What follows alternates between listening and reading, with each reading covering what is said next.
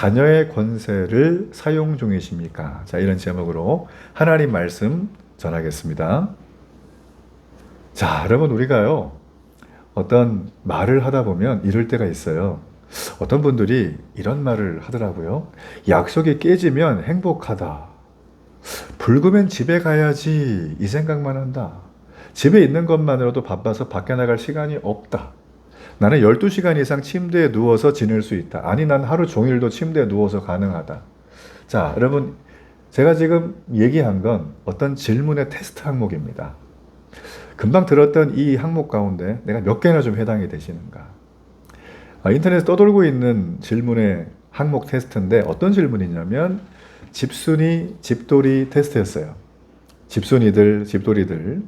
요즘 우리가 너무나 잘 아는 것처럼 혼밥, 너무나 익숙하고요. 혼자 놀기, 혼자 여행 가기 이런 거 너무나 많은 분들이 하고 있습니다. 그렇지만 그 혼밥, 혼자 있는 그 시간의 이면에는 사회적 연결망의 부족함 때문에 오는 고독사회의 그림자가 드리우고 있다. 많은 이들이 진단을 하고 있습니다. 자, 2년 전에 행안부 발표에 따르면 우리나라 1인 가구의 비율이 800만을 넘어섰다고 합니다. 시간이 지났으니까 더 많아졌을 거고 무려 36%가 넘는 사람들이 1인 가구에 속해서 살아가고 있다. 거기에는 젊은이도 많이 있지만 사별하거나 여러 일들로 인해서 노령이 혼자 사는 분들도 꽤 많이 있다는 걸 우리가 알 수가 있습니다. 그러니까 이 대한민국 속에 이제는 보통 4인 가구가 기준이었거든요, 일반적으로. 근데 이걸 추월해 넘어가면서부터 혼자 사는 보편적인 형태의 가구 형태가 많아졌다. 이거는 우리에게 시사하는 바가 굉장히 큽니다. 특별히 젊은 친구들이 여러 가지 이유로 혼자 사는 그런 경우에 보면 그 경우에 대개 보면 타인들과의 거리감이 계속 있다 보니까 함께 뭔가 하는 것에 대한 불편함들이 있다는 얘기들을 많이 하십니다. 자, 그러나 이런 통계 말고도 전혀 다른 통계도 있다는 거예요. 자, 몇 년 전이었습니다. 2030 세대를 대상으로 한 설문조사에서 10명 중에 6명이 혼자 있는 게 편하긴 하지만 고독감을 느낀다는 하소연을 했습니다. 그럴 수 있죠. 그렇죠? 자, 요즘 우리가 사는 이 세상 얼마나 치열한 경쟁 속에 살아갑니까? 온라인 중심의 인간관계를 맺고 사회적 분위기가 굉장히 좀 혼자만의 시간을 영위하는 걸 권장하다 보니까 나도 모르게 좋기도 한데 그 이면에는 고독한 그림자, 공허의 그림자, 외로움의 그림자가 우리에게 느껴진다라는 것이죠. 자, 실제로 2018년 영국에서는 외로움을 사회의 문제가 아니라 사회가 무너질지도 모르는 적대적 존재로 판단을 해서 이 외로움구 장관을 새로 신설해서 국가적 차원에서 대응을 하겠다고 발표를 하기도 했습니다. 그러니까 우리나라도 지금 영국뿐만 아니라 다른 여러 나라들처럼 이 고립과 외로움의 문제를 사회적 차원에서 고민해야 될 그런 시기가 아닌가 하는 생각을 해보게 됩니다. 자, 우리가 세상에서 이런 문제를 고민하고 있고 이슈가 되고 있다면 성경에서도 이 문제를 다뤄줬겠죠. 자, 성경은 이 부분에 대해서 무엇이라고 말할까?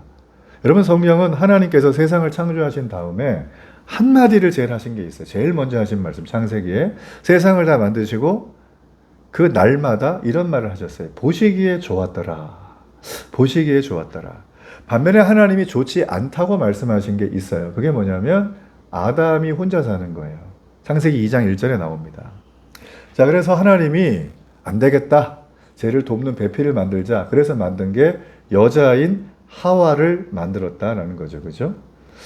그래서 하나님은 외로움과 고독을 싫어한다는 걸 우리가 알 수가 있어요. 그리고 하나님의 형상대로 지음받은 우리 인간 역시 외로움과 고독은 싫어하는 존재라는 걸 우리는 알 수가 있습니다. 우리가 하나님의 형상대로 지음받았다고 하는데 어려운 얘기가 아닙니다. 하나님의 성격, 하나님의 캐릭터, 하나님의 인격이 그대로 우리가 모든 걸 닮은 건 아니지만 일부분이 굉장히 닮아져 있어요. 그래서 우리는 서로 사랑하게 되고 자식을 낳으면 너무 이쁘게 키우게 되고 또 친구를 만나면 서로 우정을 나누는 그런 것들이 사실 하나님의 성품 중에 하나입니다. 본질적인 게 훼손되진 않았지만 많은 부분에 좀 왜곡이 있긴 하지만 그래도 우리 인간이 하고 있죠. 근데 하나님의 형상으로 지음받은 우리가 태초부터 시작될 때부터 우리는 외로움과 고독의 문제는 하나님의 모습이 아니었던 거예요. 그래서 우리는 누군가 더불어 살아야 됩니다. 그래서 여러분, 우리가 한자 중에 사람 인자 아시죠? 획이 두 개잖아요. 이렇게 하나가 있고 이렇게 하나가 있는데 인자 어떻게 돼 있죠? 이렇게 기대 있는 모습이잖아요. 그죠? 그러니까 우리 문화에서도 알 수 있는 것처럼 사람이라는 건 서로 기대어 사는 존재죠. 서로 이렇게 의지하며 살고 어울려 사는 존재라는 것입니다. 그래서 인간은 관계가 매우 중요합니다. 철학자들은 이런 사람의 특징을 가지고 인간은 사회적 동물이다라는 그런 표현을 쓰기도 했어요. 뭐 저도 여기에 동의합니다. 그러나 동물이란 말은 좀 제가 쓰고 싶지 않아요. 여러분, 제가 이 미국을 볼 때마다 참 놀라운 것 중에 하나는 뭐 여러 가지가 있지만 이분들은 연구를 하면 수십 년을 하더라고요. 어떤 주제를. 실제로 제가 어떤 글을 보다가 정말 놀란 게 있는데, 잘 사는 삶에 대해서 일정한 공식이 있을까? 이 사람 행복하게 사는데 공식이 있을까? 이걸 연구한 게 있어요. 자, 이 주제로 하버드대 출신 268명을 1937년부터 72년 동안, 한인사형의 인생 정도 되는 그 기간 동안 연구한 결과에 보면 두 가지 부류로 나눕니다. 우수한 두뇌를 가지고 야심만만했던 사람들이 찰나의 행복은 경험했지만 조금 경험하다가 사라졌대요. 그런데 평범해 보이는 사람들이 가장 행복하고 안정적인 인생을 성공적으로 살았다는 연구 결과가 있습니다. 자, 그래서 그 다음 연구를 했어요. 평범해 보였던 사람들의 인생 공식이 무엇일까? 자, 이 연구를 1967년부터 주도했던 하버드 의대 정신과 교수가 조지 베일런트라고 하는 교수인데, 이분이 이걸 연구하면서 행복하게 늙어가는데 필요한 요소가 7가지가 있다고 정의를 했습니다. 제일 중요한 요소가 있어요. 그게 뭐냐면 성숙한 자세예요. 자세. 돈일 것 같았죠? 아니더라고요. 성숙한 자세. 어떤 부분에 성숙한 거? 고통이 왔을 때 고통을 적응해가는 성숙한 자세가 1번이에요. 두 번째는 교육이고, 세 번째는 안정적인 결혼이고, 네 번째는 뭐 우리가 잘 아는 금연, 금주, 운동, 적절한 체중을 유지하는 거죠. 자, 적절한 체중이 되게 중요하다는 거예요. 그러니까 행복하게 나이가 들어가는데 필수 요소라는 거죠. 그런데 흥미로운 사실은 사람 나이가 50세가 넘어갈 무렵 이 7가지 중에서 대여섯 가지를 갖고 있는 사람들은 80세까지 약 절반 정도가 행복하고 건강한 삶을 유지하고 살고 있다는 거예요. 자, 그런데 50세까지 이 항목 7개 중에 3개 이하를 갖춘 사람들은 80세가 됐을 때 건강하고 행복하게 사는 사람이 단 한 명도 없더라라는 충격적인 연구 결과가 나타났다는 거죠. 그러니까 사망률도 높고 또 살아가는데 삶의 만족도가 현저히 떨어지다 못해 완전히 떨어지는 상태를 살아간다는 겁니다. 그러면서 이 교수님이 이런 결론을 내렸어요. 삶의 가장 중요한 것은 인간관계고 결국 행복은 관계를 통한 사랑에서 온다라는 것을 그가 밝힌 겁니다. 72년간의 연구 속에서. 전 굉장히 동의해요. 성경은 사랑의 책입니다. 하나님은 사랑이시라. 우리를, 피조세계를. 그런데 그 사랑은 관계 안에서 이루어진다고 계속 말하고 있습니다. 관계가 깨어지면 살아가는 게 너무 괴롭잖아요. 그죠? 미국의 콜롬비아 다학에서도 이와 다르지만 유수한 기업의 사장님들을 모아놓고 얘기를 했어요. 성공하는데 가장 중요한 게 뭡니까? 라고 물어봤더니 85%의 사람들이 원만한 대인관계 그리고 공감 능력, 이 두 가지예요. 대인관계와 공감 능력. AI 시대에는 AI는 이게 못 따라옵니다. 그렇죠? 사람은 가능해요. 그러니까 이 부분을 집중적으로 우리가 트레이닝 할 필요가 있답니다. 이거 트레이닝을 제일 잘할 수 있는 데가 저 밖에 나가서 막 놀고 막 이런 것보다는 교회가 최고예요.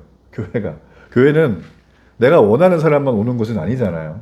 나랑 뜻이 안 맞고 나이도 안 맞고 성별도 안 맞고 출신도 다른데 다 와요. 그래서 교회 안에 있으면 자연스럽게 갈등이라는 게 생깁니다. 안 생기는 교회는 없어요.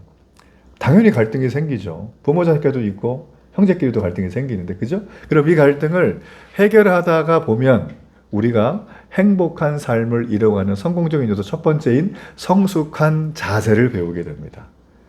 교회는 돈도 안 들어요. 교회는 얼마나 좋은지 몰라요. 끊임없는 사랑과 지속적인 관심을 준다는 게 교회라는 거죠. 자, 결론을 내자면 어쩌면 우리는 우리의 실력보다 더 중요한 게 뭐냐면 관계라는 걸 기억해야 됩니다. 그래서 관계를 잘 맺는 게 행복과 성공적인 인생을 보장한다. 이거는 넌 크리스천들도 이구동성으로 하는 얘기라는 걸 꼭 명심하시길 바라고, 성경은 여기에 대해서 명확한 얘기가 너무 많다는 걸 꼭 기억하길 바랍니다. 지금 예배 드리잖아요. 그죠? 지금 이제 하람이가 오시겠죠? 그렇죠? 우리 또 자매님도 이제 오시겠죠? 그런데 관계를 하러 오는 거예요. 어떤 관계? 하나님을 만나기 위해서. 예배 갑니다 라고 말은 하지만 그 이면에는 내가 하나님을 만나게, 잘 모르지만 하나님이 내게 오셔서 뭔가 말씀해 주실 거야. 그래도 저를 만나러 오는 거죠. 자, 여러분, 이렇게 우리는요, 관계가 중요하다는 거 다 알지만 특별히 예수님을 살아가는 우리 크리스찬들은 이렇게 오잖아요. 그죠? 예, 크리스찬들은 호랑이도 제 말하면 온다고. 이 크리스찬들은 두 가지 관계만 신경 쓰면 됩니다. 복잡하게 생각하고 두 가지. 하나는 뭐냐면 위로부터의 관계인 하나님과의 수직 관계. 그리고 또 하나는 옆으로의 관계인 사람과의 관계. 그래서 십자가인 거예요. 이렇게 수직이 세워져야 이게 가능한 게 성경의 원리입니다. 그러니까 성도들 중에 요거를 아는데 약간 거꾸로 하는 분들이 있어요. 옆을 먼저 좀 이렇게 세우려고 하는 분들이 있다 보니까 사람들과의 관계는 굉장히 중요시 하는데 하나님은 어쩌다 볼랑말랑 하니까, 그러니까 하나님과의 관계는 그렇게 중요하게 생각하지를 않아요. 그런 분들이 꽤 많아요. 여러분, 그런데 성경은 사람들과의 관계보다 하나님과의 관계가 훨씬 더 중요하다고 말을 합니다. 왜냐하면 하나님과의 관계, 이게 먼저 안 되면은 몇 가지가 해결할 길이 없어요. 그 몇 가지 중에 제일 먼저는 외로움의 문제죠. 그죠? 그리고 고독의 문제입니다. 여러분, 외로움과 고독은 왜 생겼을까? 하나님을 떠난 인간의 죄악 때문입니다. 우리 지난주에 살핀 것처럼. 하나님을 떠난 인간의 죄악이 외로움을 낳고 고독을 낳고 허물을 낳고 우리 인생에 하나님을 굴절되게 보게 하고 없다고 치부하게 되는데 핵심적인 요인이라는 거죠. 우리가 지난주에도 살폈지만 하나님을 떠난 것을 죄라고 합니다. 하나님을 떠난 행동이 뭔가 아담과 하와를 보면 분명히 나타납니다. 아담과 하와에게 하나님은 다 허용했어요. 심지어 그들은 옷도 안 입고 돌아다녔습니다. 맨몸으로. 성경 어디를 봐도 옷 안 입어가지고 힘들고 괴롭고 수치스럽다는 말이 한 번도 안 나옵니다. 창세기. 그들이 하나님을 떠나려고 했던 그 마음을 먹는 순간부터 그들에게는 그런 게 다 밀려오기 시작을 했어요. 그들은 네가 하나님처럼 될 거야가 아니라 하나님보다 더 세질 거라고 하는 뱀의 한마디 말에 홀라당 넘어간 겁니다. 여러분, 우리가 죄를 짓는 건 뭐 나는 의식이 분명해서 이러면 좋긴 해요. 그런데 우린 이미 홀라당 넘어간 존재예요. 어떤 분이 이번에 제가 세미나 갔더니 복음부흥 복음신학을 계속 얘기하는데, 이 복음 얘기를 하면 자기 자신의 이 모습을 얘기 안 할 수가 없잖아요. 자기 자신 얘기를 막 끄집어내는데 어떤 분이 이런 얘기를 하는 게 제가 기억에 남아요. 어떤 얘기 하셨냐면 겉으로는 바리새인처럼 잘 지킬 수 있대요. 자기는 그렇게 배워왔대요. 모범적인 사람이었대요. 그런데 가만히 십자가 앞에 갔더니 자기가 모범적인 죄인이더래요. 내 마음에는 수십만 페이지의 악한 생각이 떠오르고 잘못된 생각이 떠오르고 남을 정죄하고 막 이런 게 남들은 모르고, 근데 그 사람 마음에는 막, 나이도 많으신 목사님이에요. 이제 몇 년 있으면 은퇴하는 분인데 세상에 어떻게 그런 말씀. 그래서 제가 들으면서 그렇구나 이 메시지도 이렇게 오잖아요. 너무 감동이 되니까. 그렇죠? 그래서 제가 들으면서 그래, 맞아, 내 마음도 그렇지, 저 목사님도 그러면 나도 그럴 거야. 저희는 이제 그런 생각을 했다는 거죠. 여러분, 그래서 내가 하나님처럼 되고 싶은 것도 아니야. 그냥 내 마음대로 살래. 그게 뭐냐면 죄예요. 성경은 그걸 놓치지 않고 얘기를 해요. 그래서 골로새 1장 21절 말씀에 보면 전에 악한 행실로 멀리 떠나 마음으로 원수가 되었던 너희를 이라고 얘기를 합니다. 그렇죠? 그래서 우리가 아담의 핏줄이다 보니까 아담의 후손으로 태어난 사람은 한 사람도 예외 없이 아담처럼 태어나요.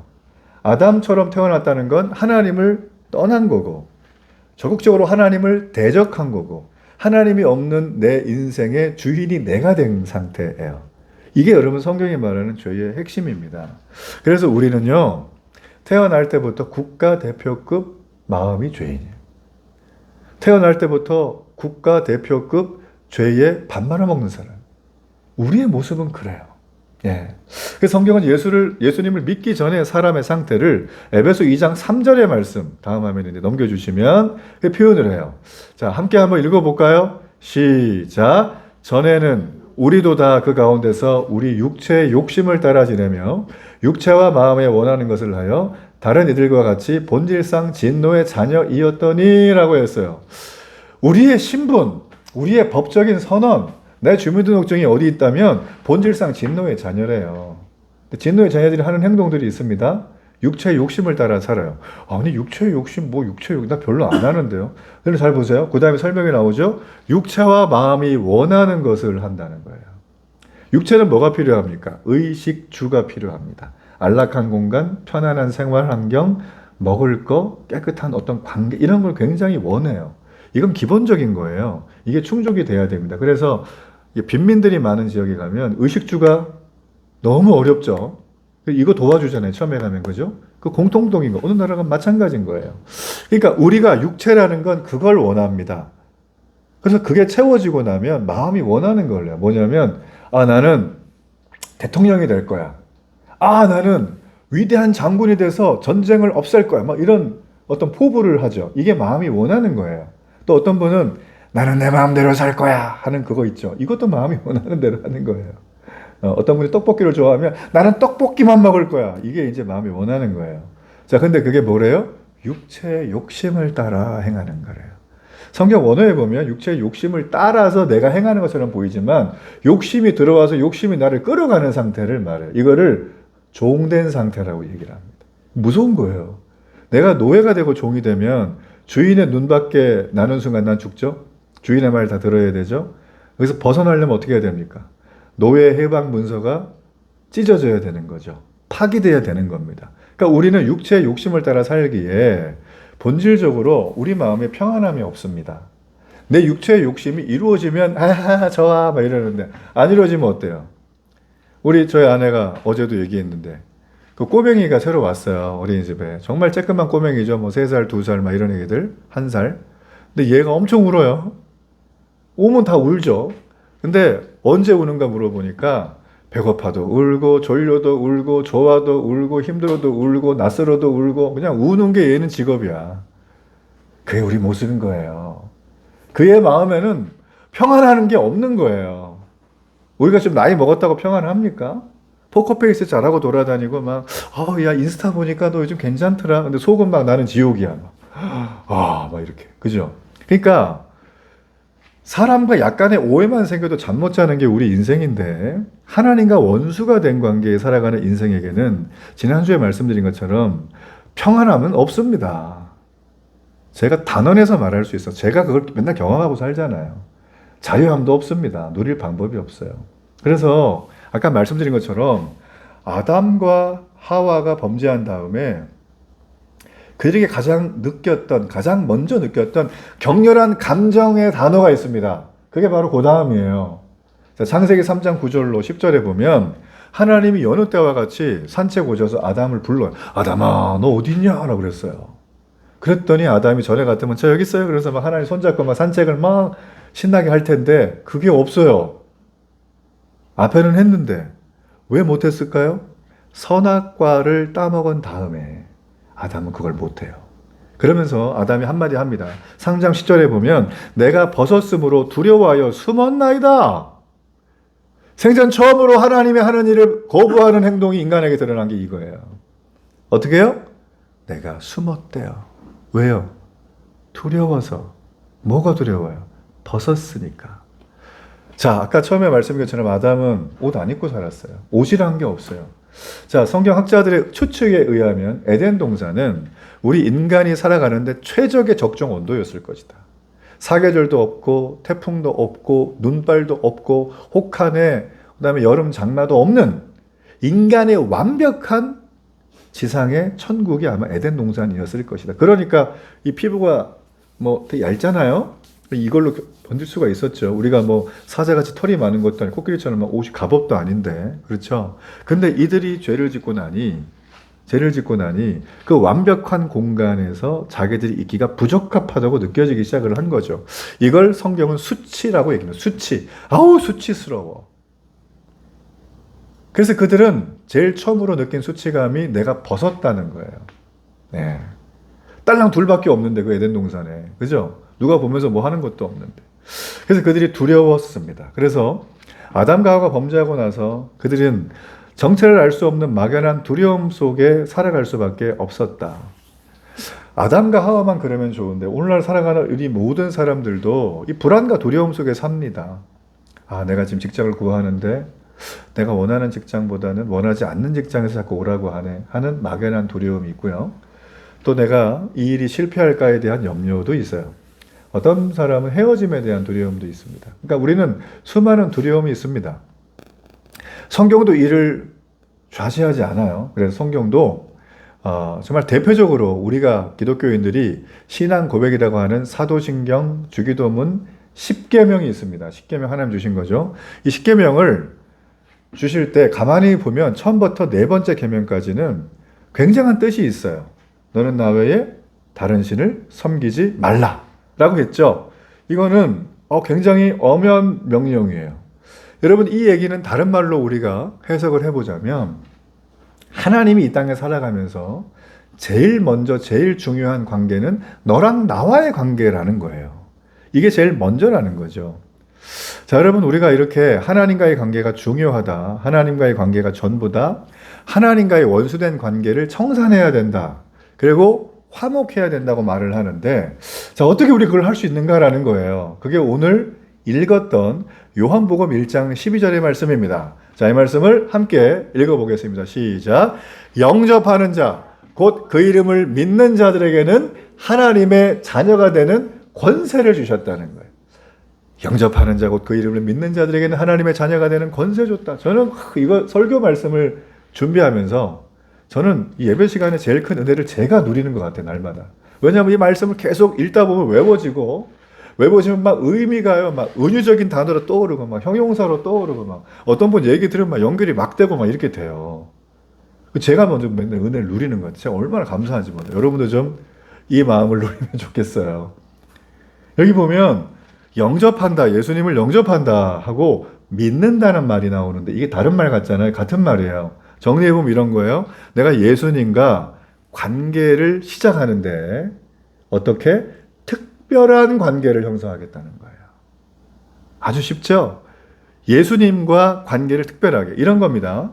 결혼할 때 남편이 아내를 맞아들이죠. 그리고 아내는 남편을 또한 맞아들이는 것과 같습니다. 스승과 제자, 사제지간도 사실 이래요. 그러나 요즘 사제지간이 수능시험, 그리고 대학 입시, 그리고 대학 끝난 다음에 좋은 회사 취직, 이걸로 변질되는 바람에 많이 무너져서 요즘에 뭐 참교육이라고 하는 드라마가 선풍적인 인기를 끌고 있다 그러죠? 그러니까 너무 안타까워. 스승과 사제 관계도 사실은 특별한 관계로 맞아들이는 거죠. 그래서 정리를 하자면 뭐냐면 예수님을 맞아들이고 믿은 사람들은 권세를 주십니다. 무슨 권세? 하나님의 자녀가 되는 권세를 줍니다. 자, 여기서 하나님의 자녀란 단어, 그리고 권세란 단어를 좀 살피고 설교를 제가 마무리하려고, 이게 핵심이에요. 자, 우선 하나님의 자녀가 된다는 말이 무슨 뜻인가? 여기 제 자녀들이 있어요. 자녀들이 있으시잖아요. 그죠? 그럼 자녀에 대한 부모의 마음은 생각할 때마다 어떻습니까? 기쁘죠. 너무 이쁘고, 우리 애들 다 컸는데 애들이 이쁘거든요, 저는. 예. 살짝 아닐 때도 있어요, 간혹가다. 그렇지만 대부분 이뻐요. 그러니까 하나님의 자녀가 된다는 말은, 우리 부모님이, 우리 아버지가 날 너무 좋아하는구나. 저분 믿어도 확실하네. 이제 이게 느껴지는 관계잖아요. 그러면 자녀는 어떻게 살까요? 그 부모의 자녀로 살아가는 거예요. 그러므로 하나님의 자녀라는 말은 하나님의 자녀답게 삶을 살겠다는 거예요. 농부의 자녀는 농부의 자녀로 살 확률이 예전에 높았어요. 농사일이 천직이죠. 왕의 아들로 태어나면 예전에는 왕자가 되고요. 왕의 딸로 태어나면 공주가 됩니다. 그러니까 왕자답게 공주답게 살아야 되는데 그렇게 못 살면 간혹 혼나죠. 그죠? 그런 거죠. 마찬가지로 우리가 하나님의 자녀로 살려면 제일 중요한 게 뭐냐면 하나님이 누구신지를 좀 알아야 돼요. 그러니까 하나님이 무슨 일을 하셨는가, 또 하실 것인가를 알아야 돼요. 성경은 이 세 가지에 대한 얘기입니다. 그래서 하나님은 그런 분인데 중요한 게 뭐냐면 우리가 하나님을 본 적이 없고 하나님의 손을 만진 적이 없다는, 그러니까 하나님을 알고 싶어도 우리 인간 편에는 알 길이 제한되어 있는 거예요. 그냥 일반적인 자연의 모습으로 볼 때는. 그리고 또한 어떤 사람이 하나님을 봤대요. 만났대. 그러면 얘기를 들어보면 또 저마다 다 달라요. 그렇죠? 그런 얘기를 한다는 거죠. 마치 이거는 맹인이 코끼리 다리를 만지면서 코끼리가 어떻게 생겼나를 가늠하는 거 똑같은 거예요. 우리가 하나님을 알려고 할 때. 그렇죠? 구약 성경에도 보면 똑같은 일이 벌어졌어요. 하나님을 알고 싶은데 몰라요. 만난 적이 없으니까. 그래서 구약 성경을 기록한 고대 유대인들이 택한 방법은 율법이었어요. 율법은 하나님의 명령이니까 율법을 잘 지키면 하나님의 자녀가 되는 길이라고 그들은 철석같이 믿었어요. 아마 저도 그랬을 것 같아요, 이때는. 그러니까 오늘날 버전으로 모범생들이 따라가는 길과 비슷하게 그들은 모범적으로 믿으려고 했습니다. 그러나 시간이 지나서 예수님이 오시고 나서 신약성경에 기록될 무렵 초창기 기독교인들은 생각을 바꿔요. 구약의 유대 율법을 지켜야지만 하나님의 자녀가 되는 길이 아니라 그 율법을 예수님이 완성했잖아. 예수님 다 말씀해 주셨는데 하나님 나라는 이런 것이라고.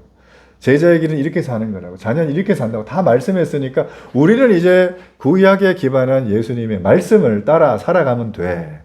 라고 그들은 택했어요. 이걸 그들은 믿었다는 표현을 쓰는 거예요. 오늘 이 말씀에.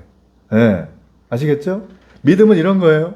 내용이 있는 거예요. 그래서 그들은 예수님이야말로 하나님 자체야. 하나님의 살아오신 분이 예수님이야. 우리 이성으로는 이게 받아들이기 힘들어요. 불가능해요. 어떻게 하나님이 신이 맞냐? 이것도 말도 안 되고, 그 예수님이 우리 때문에 죽었다는 거 더 말도 안 되고, 그 죽은 예수님이 부활했다는 거 더더더 말이 안 되는 거예요. 그러니까 세상 사람들은 복음을 전혀 받아들일 생각이 없어요. 그 정상이에요, 그들에게는. 근데 이 초창기 기독교인들은 이 예수님을 만났고 부활을 경험하고 말씀이신 바울이 와가지고 막 복음을 전해주니까 이들이 예수님을 만나면서 그렇게 경험이 된 거예요. 자, 이들의 근거가 뭐 있는데 성경 전체가 다 근거긴 하지만 오늘 말씀 맥락에 보면 요한복음 1장 18절 말씀 세번역 성경으로 있는데 화면 보세요. 자, 제가 한번 읽어봅니다. 일찍이 하나님을 본 사람은 아무도 없다. 아버지의 품속에 계신 외아들이신 하나님께서 하나님을 알려주셨다라고 했어요. 자, 중요한 거는 아버지의 품속에 계신 외아들이란 단어인데 여기는 두 가지가 있어요. 하나님의 품 안에 있는 거고, 그죠? 하나는 외아들입니다. 자, 아버지의 품 안에 외아들이 있다는 거죠. 자, 이 하나님의 품이란 뜻은 다른 말로 하나님의 능력이 임하는 테두리예요. 내 품 안에 있을 때 내 자식이잖아요. 품 안의 자식이라. 얘는 아버지가 가지고 있는 모든 권위, 권세, 모든 가지고 있는 것, 그 마음의 심정까지 다 줘도 안 아까운 존재가 누구예요? 아들인 거예요. 근데 그 아들이 여러 명이면 복잡한데 여기 보니까 어떻게 돼요? 외아들이다. 제가 외아들 출신이거든요. 제가 외아들 출신이에요. 제가 무녀동남 외아들 집안입니다. 제가. 그러니까 외아들이란 말을 하면 저는 그나 다 느껴져요. 외아들의 라이프를 제가 살아봤기 때문에 외아들은 경쟁자가 없습니다. 밥을 먹을 때 맛있는 고기 반찬이 나오고 맛있는 수박이 나오고 맛있는 파스타가 나와도 누가 뺏어 먹지는 않아요. 제가 다 먹어본 데. 그러니까 저는 막 1시간씩 밥을 먹었어요. 근데 제 친구가 형제가 8남매였는데 8남매 집은 전쟁이에요. 전쟁. 이미 밥상에 맛있는 고기가 오기 전에 고기는 사라져 있습니다. 부엌에서 끝나. 이미 다 집어먹고 막 없어요. 막 이렇게. 그러니까 얘가 막 생존 본능이 있어가지고 밥을 먹으려 그러면 숟가락을 들고 밥그릇을 들고 이미 엄마 옆에 후라이팬 앞에 서 있어. 고기 굽는 순간 바로 낚아채는 거예요. 그렇게 보냈다는 얘기를 듣고 내가 속으로 야, 참 불쌍하게 산다 제가 그 생각을 했습니다. 외아들이 그런 거예요. 외아들은 경쟁 상대가 없어요. 자, 그래서 정리해 볼게요. 하나님의 품 안에 외아들이란 얘기는 뭐냐면 하나님 안에 안겨 있는 이 예수님께서 하나님의 모든 능력을 독차지하신 상태를 말해요. 하나님의 모든 능력을 받으셨다면 그분도 하나님이시겠죠? 그래서 여기 보면 어떻게 말을 해요? 하나님께서 하나님을 알려주셨다. 이거는 예수님께서 성부 하나님을 우리에게 알려줬다는 말이에요. 그러니까 예수님을 만나면, 예수님 말씀을 들으면 누굴 만났어요? 구약에서 그렇게 오매불망하던 성부 하나님 만난 거예요. 근데 유대인들은 이걸 인정을 안 했단 말이에요. 지금도 안 하잖아요. 유대교, 그죠? 그래서 그런 내용이다라는 거예요. 자, 그래서 그게 그렇게 됐다면, 하나님 자녀가 이런 거라면 권세가 나오잖아요. 그렇죠? 권세. 이 권세는 원어로 얘기하면 엑수시아예요. 제가 원어 얘기 잘 안 하는데 이게 중요하니까 엑수시아인데 이게 authority라든지 파워라는 뜻입니다. 영어로. 이게 좀 어렵지만 풀어보면 권위, 특권, 능력을 말해요. 이 권세는 권위와 특권과 능력, 특별한 혜택을 말합니다. 우리가요, 면허증을 따야 자동차 운전하죠. 비행기 조종 면허증을 따야 비행기를 운전합니다. 의사인데 의사 면허증이 없으면 이건 돌팔이에요. 변호사인데 자격증이 없으면 이건 큰일 나는 거예요. 그렇죠? 우리가 뭔가를 할 때 자격증이 있는 건 굉장히 중요합니다. 그러나 자격증이 있다고 해서 그 자격증에 맞는 실제적인 능력이 주어지는 건 아니에요. 자격증을 따고 자꾸 경험을 하잖아요. 그렇죠? 그러니까 자격증은 우리의 형식적인 권위만 보장을 한다는 겁니다.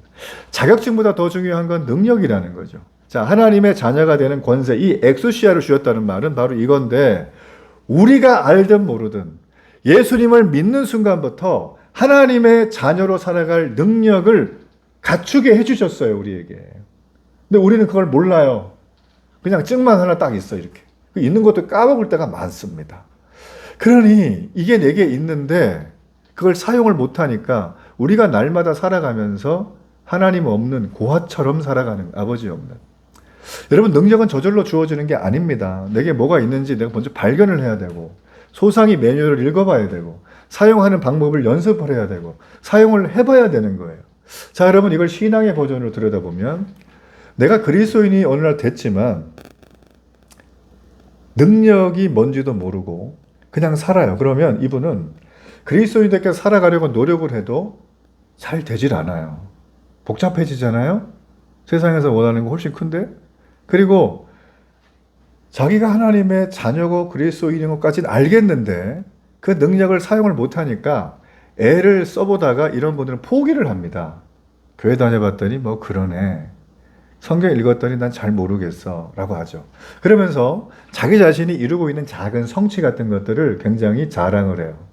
그렇게 자기의 노력으로만 닿을 수 있는 그런 삶을 살아가는데, 이런 삶을 바리새인의 삶이라고 성경은 말합니다. 그들은 자기가 행하고 지키는 것들만 신앙이라고 여겨요. 그게 나쁘다고 부정하는 게 아니에요. 예.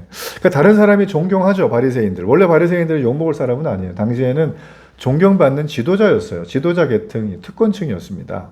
그래서 그들은 행실로는 흠잡을 데가 없는 사람이에요. 여기 행실로 흠잡을 거 되게 많잖아요. 근데 이분들은 그게 아니었거든요. 여러분 보세요. 다른 사람이 존경하고 부러워할 만한 수준의 옳은 삶, 바리새인의 삶. 우리는 이 세상에서 이런 삶들을 볼 때 되게 부러워하고 존경하죠. 그렇죠? 세상 그런 방식으로 작동을 합니다. 그러나 여러분, 우리가 잘 아는 것처럼 그렇게 바리새적으로 행동으로 모난 데 없이 정말 잘해가지고 존경할 만한 위치에 올라갔다고 해서 인생의 행복이 보장되는 건 아닙니다. 인생의 행복이 보장되는 건 거리가 멀어요. 왜냐하면 그 사람들은 스스로가 하나님에 대해 잘 모른 채 그렇게 자기 스스로가 살아가면서 작은 만족만 누리고 살아가는 거예요. 그게 자기 의지와 힘이 떨어질 때는 꺾입니다. 그래서 재벌집 자녀가, 혹은 우리가 상상할 만한 어떤 유명한 사람들이 스스로 목숨을 끊는 안타까운 선택을 하는 것들은 바로 그런 이유 중에 하나일 것이다. 저는 짐작을 해볼 수 있다는 거죠. 자, 그러면 우리가 하나님의 자녀의 권세를 가졌다면 뭔가 어떻게 해야지 권세를 누리며 살 수 있는가라는 거예요. 아까 말한 것처럼 엑소시아, 권세, 특권, 권위, 특별한 혜택이에요. 우리 백화점 가면 VIP 주차장이 따로 있습니다. VIP 통행료도 따로 있어. 어떤 데 가면 VIP 전용 고객대가 따로 있습니다. 그때 우리는 어떤 생각이 들죠?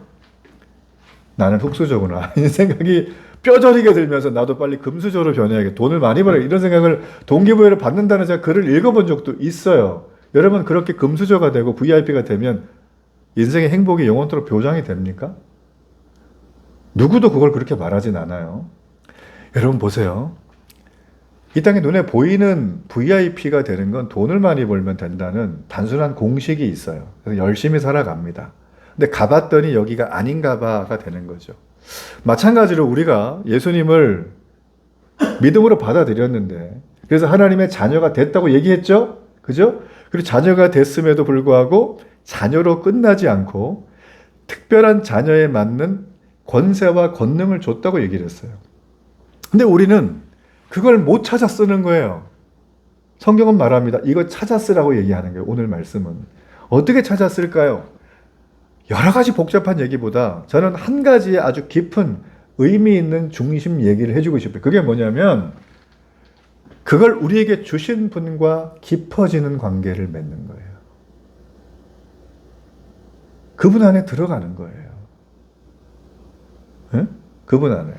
여러분, 이런 관계는 우리가 일상생활에서 알 수 있는 하나의 관계를 예를 들자면 연인과의 관계로 비유하면 됩니다. 남자와 여자가 만나서 서로 사랑하고 연인이 되는 건 정상적인 거죠. 그렇죠? 미혼 남녀가. 맞죠? 그죠?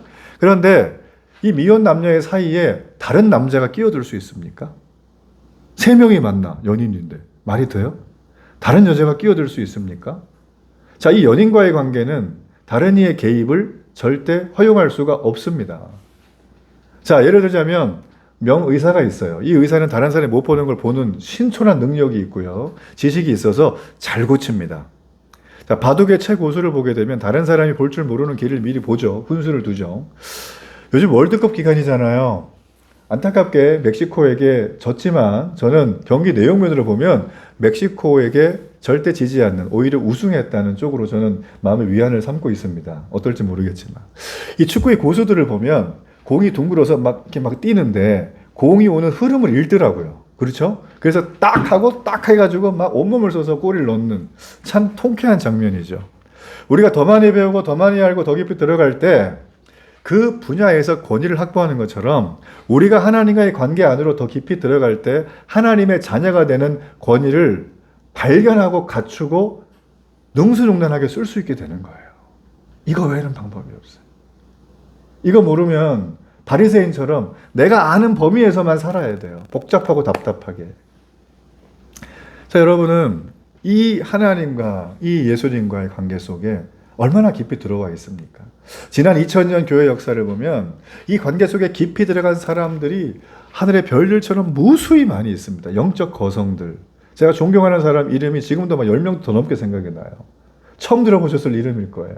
제가 충격을 받았던 사람이 너무 많거든요. 어떻게 이렇게 그 시대에 살았을까 할 정도로. 예. 여러분, 그런 사람들 우리가 한 명이라도 알고 있다면 오늘부터 여러분의 관심사는 그 사람이 될 거예요. 저는 꼭 발견하기를 바랍니다. 자, 여러분, 그래서 우리는 이 땅을 살아가면서 하나님의 자녀가 되는 권세, 특권, 이런 권위, 이게 우리 삶에 나타나는 이유는 딱 하나죠. 하나님이 우리를 자녀 삼아 주셨기 때문에. 그런데 여기서 안타까운 게 가끔 하나님의 자녀라는 말을 앞세운 채 거들먹거리는 그리스도인들을 보게 됩니다. 이거 주의해서 들으셔야 돼요. 하나님의 자녀다 보니까 모든 일이 잘 풀리는 게 틀림없다고 장담만을 넘어서 허풍을 부리는 모습을 간혹 봅니다. 심지어 자기가 부자가 되었다는 사실이나 내가 다복한 가정을 이루었다는 사실을 증거로 내세우면서 다른 사람이 할 말 없게 만드는 경우들도 있습니다. 무수히 많은 간증이 그래요. 저 역시 이제 그런 얘기를 들을 때마다 우리 사랑하는 성도들도 다니엘 기도의 간증자처럼 비포와 애프터가 확실하게 바뀌어서 내 영혼이 하나님의 자녀가 되고 권세도 누리면서 하나님이 이 땅에 그들에게 허락하신 기업의 일터의 가정의 복을 많이 받으면 좋겠다는 게 제 기도 제목의 1번입니다. 사실은 저도 그렇게 다 되면 좋겠어요. 금방 말씀드린 것처럼. 그런데 말씀드린 것처럼 하나님의 자녀가 되었다고 해서 그렇게 다복한 가정을 이루고 모든 게 잘 풀리고 또 안 되는 거 하나도 없고 심지어 막 남들이 존경하는 부자가 되고, 여러분, 하나님의 자녀가 되었다고 모든 크리스찬들이 그렇게 되지는 않습니다. 많은 이들이 이 지점에서 실망을 합니다. 내가 교회 온 이유는 바로 이런 것 때문이었는데 너무 속상해요, 하나님. 저 역시도 그런 기도를 한 적이 있어요. 여러분, 우리가 생각을 해보자면 2000년 교회 역사 동안 성경에 나와 있는 인물들 중에 정말 신앙이, 기독교 신앙이 너무나 깊어서 정점을 찍습니다. 그리고 그 안에서 참된 부요함과 평안함을 누리며 사는 사람들이었는데 나이가 지났는데도 결혼을 못하는 분도 계시고요. 안 하는 게 아니라 못하는 거. 또 결혼 생활이 긴데 자녀가 없는 분들도 계시고, 또 큰 병에 걸려서 죽을 위기 가운데 여러 번 넘긴 분도 계세요. 여러분 뭐 비근한 예로 감리교의 창시자였던 존 웨슬레의 아내 같은 경우는 유명한 악처였습니다. 감리교 창시자, 복음 전도자, 능력의 설교자였는데 그 아내는 소크라테스의 버금가는 악처였어요. 악처. 아주 유명합니다. 이 여인은. 성경에 나오는 위대한 인물들 중에도 보면 너무나 삐뚤어 나간 자식 때문에 마음고생을 했던 수많은 인물들이 성경에 등장을 합니다. 우리 같으면 그런 거 성경에 뺄 것 같잖아요. 다 기록을 해놨어요. 희한하게. 여러분 보세요. 하나님의 자녀가 되는 능력과 특권은 우리가 추구하는 부요함이나 부자나 장수함이나 다 잘됨이나 모든 일이 다 잘 될 거야. 다 잘 돼요. 맞아요. 큰 의미로 보면. 그런데 그거를 나만의 방식으로 허풍을 떨며 얘기하는 건 아니라는 걸 우리가 알 수가 있어요. 우리가 정말 집중해야 될 건 하나님의 자녀가 되는 능력과 특권은 다른 데서 오는 게 아니라 하나님 그 자체에 집중하는 거예요.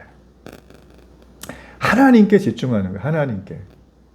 다른 말로 내 영혼이 하나님의 것으로 가득 채워지는 겁니다.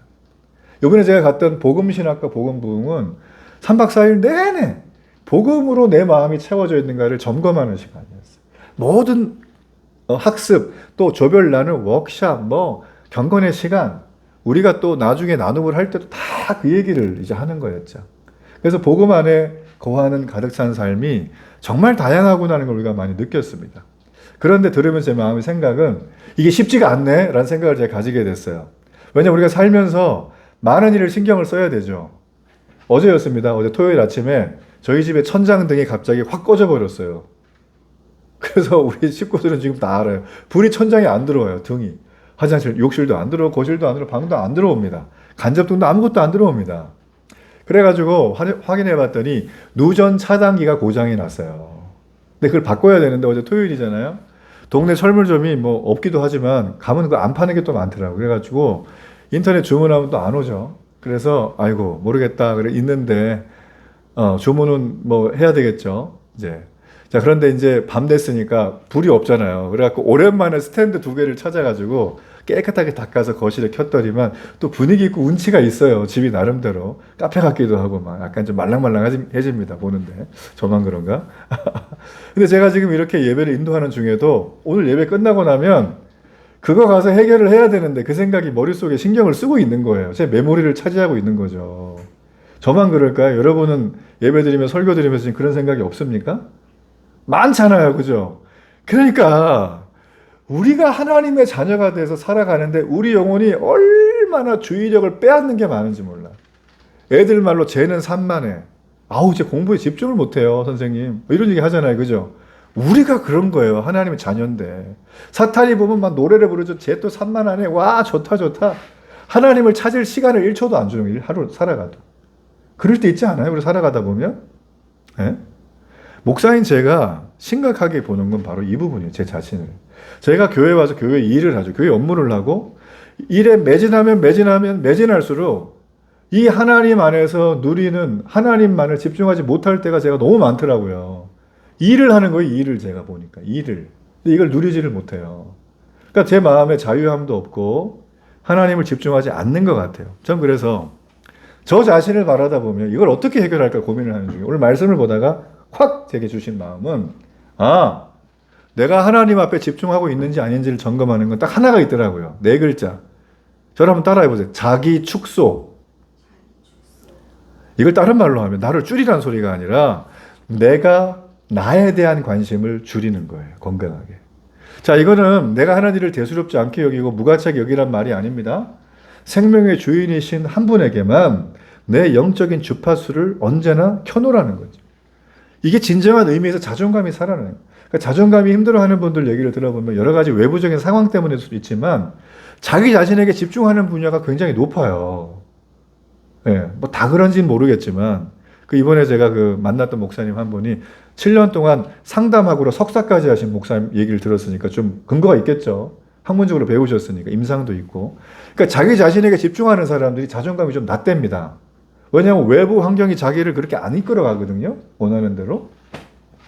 자, 여러분 그래서 우리가 인생 현실을 살아가다 보면 다 느끼는 거예요. 우리는 살아가는 게 쉽지 않다는 걸 느낍니다. 자기 축소 좋기는 한데 잘 안 됩니다. 왜냐하면 세상을 살아가는 사람들의 방식은 전부가 다 너 이거 부족하지, 이거를 강화해봐, 잘 될 거야. 자기 강화 방식으로 우리에게 얘기를 해주기 때문이에요. 일종의 이것은 인정받기 위한 투쟁의 모습이 아닌가. 안 되면 실망하고 또 해보고 실망하고 또 해보고 실망하고, 뭐 실패는 성공의 어머니라고 막 얘기도 하지만, 물론 좋은 얘기지만 여러분, 이거는 우리가 우리 수준으로 할 수 있는 범위입니다. 그러나 우리가 신앙 안에 들어왔다면 신앙에 깊이 들어간 사람들이 나타나는 현상은 다릅니다. 어떻게 되느냐? 자기 자신에 관한 관심이 건강하게 줄어드는 자기 축소가 이루어져요. 그런 분들은 영혼의 자유함이 있습니다. 자, 우리 사진 한 장만 볼까요? 하나 넘겨보실래요? 여기 보면 J.D. 그리어라고 하는 미국의 목사님이 쓰신 기도 먼저라고 하는 책입니다. 참 추천할 만한 책이고요. 이 책에 보면 이런 에피소드가 있습니다. 그 교회에 다니는 성도 중에 동남아에서 고아들을 입양을 했답니다. 몇 명을 입양을 했대요. 미국이 보통 몇 명씩 입양하더라고요. 그런데 그 중에 한 아이가 남자아이인데 5살이 넘은 아이를 데려왔다는 거예요. 근데 다른 아이들은 어릴 때 2~3살 때 왔기 때문에 이 아이들이 자기가 엄마인 줄 안다는 거죠. 그렇죠? 피부색이 다르긴 하겠지만.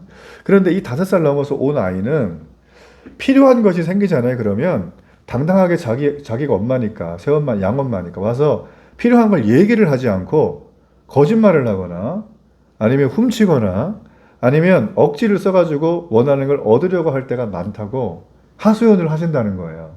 그러면서 그런 얘기를 해요. 가슴이 찢어져요, 여러분. 그 아이는 자기가 가족에게 사랑받는 존재라는 생각을 못하는 것 같아요.